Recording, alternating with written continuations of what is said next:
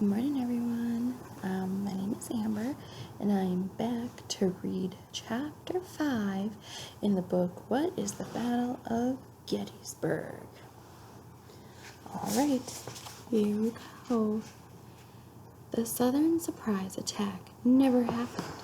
Instead, at 4:30 a.m., Union soldiers opened fire on the Confederates on Culp's Hill. The Confederates fired back. The fighting was fierce. However, the rebels were stopped by a brigade of New York soldiers. They had dug in behind log fences that gave them good cover. Union sharpshooters were able to pick off Confederates as they tried to scramble up the steep hill. Twice the rebels tried to gain the hill. Both times they were thrown back. By mid-morning, they had lost the ground gained the day before. Besides the attack on Culp's Hill, Lee's plan for July 3rd had two other parts. One part consisted of a massive infantry attack of 15,000 men on the center of the long Union line. At the same time, General Jeb Stewart's cavalry would catch the enemy from behind. Stewart was Lee's most trusted scout. Yet, up until the point, Stewart's men had not seen any action at Gettysburg. When the Confederate Army went into Pennsylvania at the end of June, Lee had given Stewart very clear orders. Stewart's cavalry was to scout for any Union troops that might be in Pennsylvania and report their numbers and movements to Lee.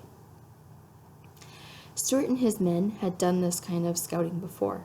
Lee was counting on them for accurate information now. But Stewart had not reported back. Why? Almost as soon as Stewart started moving north, he met up with the Union wagon train. The wagons were filled with supplies that the rebels badly needed. Stewart's men easily captured the wagons, and Stewart decided to bring the valuable supplies to Lee. This was a bad decision. All right, here's some photos. Wonder why it was such a bad decision.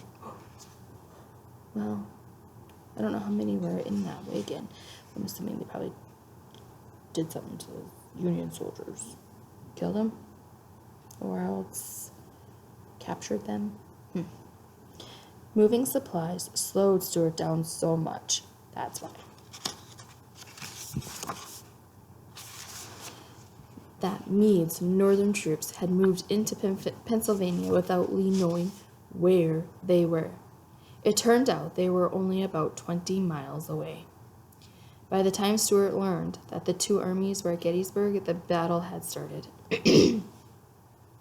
Stewart finally abandoned the supply train and hurried to Lee's headquarters. Lee, who was very fond of Stewart, greeted him coldly. If Lee had known that the Northern soldiers were so close by, he could have set up a surprise attack, or he could have avoided them completely. Now a cavalry attack on July 3rd presented a chance for Stewart to redeem himself with a victory. Meanwhile, General Longstreet was still trying to convince Lee to abandon the attack and move south. Once again, he argued that the Union position from Cemetery Hill along Cemetery Ridge to Little Round Top was too strong.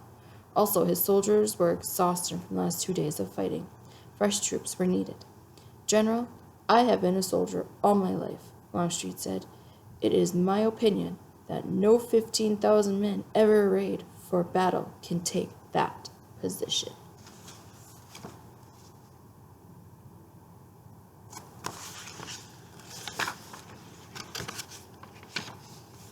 All right, we're going to learn about Jeb Stuart. James Ewell Brown, known as Jeb Stuart, was a Virginian like Robert E. Lee. He was born at Lorne Hill Farm on February 6, 1833. A graduate of West Point, Jeb Stuart was both a great soldier and a colorful character. He had a long, flowing black beard and wore a scarlet-lined cape and bright yellow sash. His hat always sported an ostrich plume. Like many families, Stewart's was divided by the Civil War. His wife, Flora, was the daughter of Union General Philip St. George Cooke. Yet Flora's brother, General John Rogers Cooke, fought for the Confederacy. Stewart was known for his daring.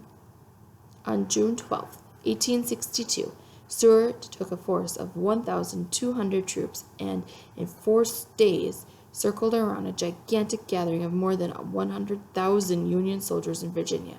Stewart was able to report back to the General Lee with important information about the enemy. Stewart, however, let down his commander, Robert E. Lee, at Gettysburg. By the time Stewart arrived at the battle late on the second day, the battle was in full swing. On July 3, 1863, Stewart and his cavalry tried attacking the Union forces in a raid near Culp's Hill, but the attack was not successful.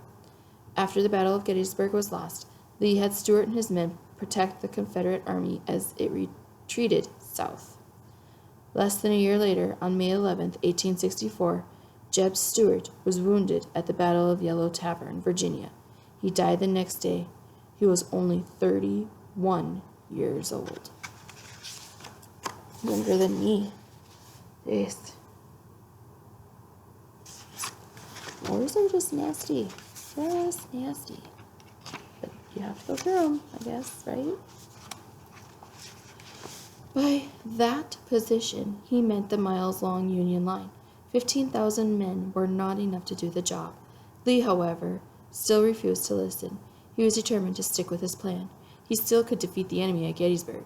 "We will attack," he told Longstreet.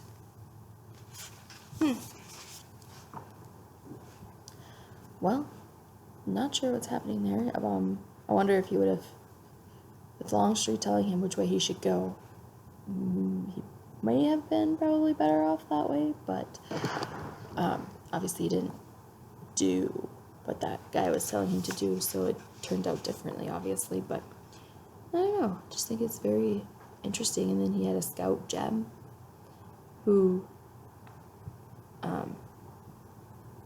wanted supplies, and yet the supplies made him go slower, and then because of being slow, he was not able to figure out where the Union soldiers were.